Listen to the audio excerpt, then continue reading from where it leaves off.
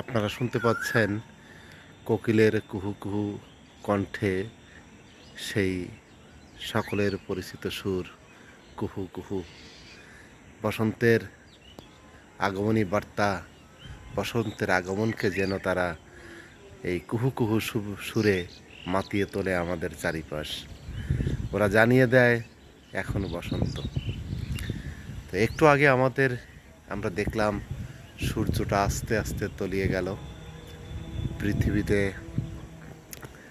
এক প্রান্তে এখন সূর্যের অবর্তমানে আস্তে আস্তে ধেয়ে আসছে সন্ধ্যা, একটু পরে হবে রাত্রি। আর এই প্রকৃতি, এই পরিবেশ, এর যে বিচিত্র সৌন্দর্য, আমরা একটু পরেই সব অন্ধকারে ঢেকে যাবে।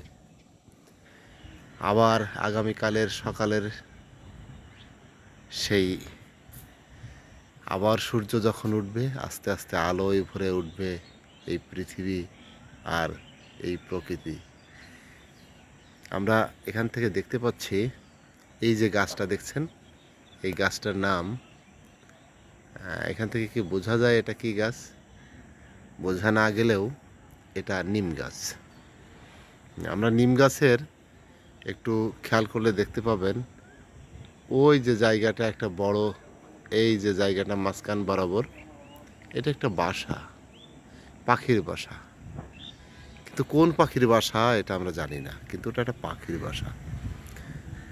তো এই গাছে অনেক ফল ধরেছে, নিম গাছেরও ফল হয়, অনেক ফল ঝুলছে, মনে হচ্ছে পাখির বাসা, কিন্তু এর মাঝেও আছে সত্যিকারের একটা পাখির বাসা। জানি না এখানে পাখি আছে কি না, ওই পাখির বাসায় ডিম আছে কি না আমরা জানি না। ওখানে পাখি ডিম থেকে বাচ্চা ফুটেছে কিনা সেটাও আমরা জানি না। কিন্তু পাখিরাদেরও ঘর থাকে, সেই সন্ধ্যার সাথে সাথে তারাও হয়তো ওর মধ্যে এসে আশ্রয় নিয়েছে, কিন্তু আমরা জানি না আসলে কি ঘটেছে। তো প্রত্যেকটা জীবের যেন দিনের শেষে ঘরে ফেরার একটা তাড়া আছে। এখানে বিশাল জলরাশি, শুনশান নীরবতা, আর এই লাইটগুলো এখন জ্বলে উঠেছে, একটু পরে অন্ধকারে ঢেকে যাবে, আর লাইটের আলোগুলো আলোকিত করবে রাস্তাঘাট।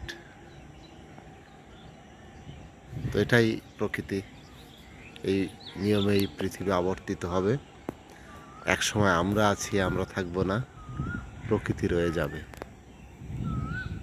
সবাইকে ধন্যবাদ।